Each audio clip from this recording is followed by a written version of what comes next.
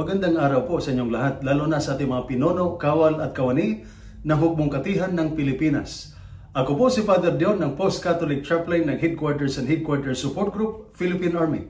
At ito po ang Salita ng Diyos, ang ating gabay. Ngayon po ay Sunday, June 15, 2025 at ginugunita po natin ang dakilang kapistahan ng Santissima Trinidad.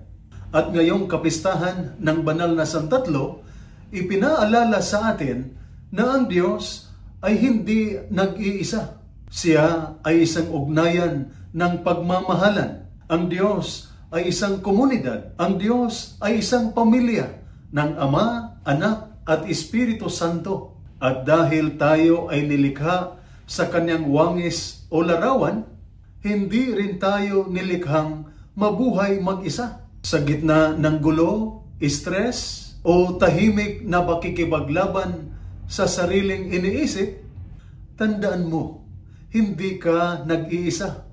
Kapag sundalo ka sa frontline at pakiramdam mo ay walang nakakaunawa, kasama mo ang Diyos. Kapag ama ka at pagod ka na sa bigat ng responsibilidad, may espiritong nagbibigay lakas. Kapag nagdududa ka sa sarili mong halaga, alalahanin mong mahalaga ka sa paningin ng Ama.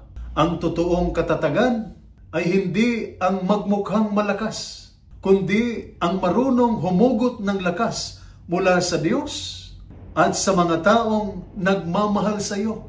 Ngayong araw, huminto sandali, huminga, manalangin, at hayaan mong ang Diyos Ama, Anak at Espiritu Santo ang maging lakas mo, liwanag mo, at kasama mo.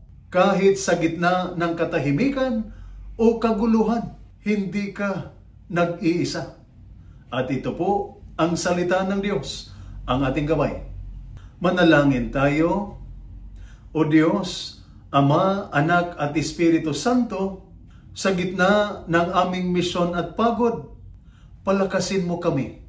Gawin mo kaming matatag sa pananampalataya, matuwid sa asal, at payapa sa puso. Sa mga amang sundalo at haligi ng tahanan, pagpalain mo sila ng tibay, malasakit at pagmamahal.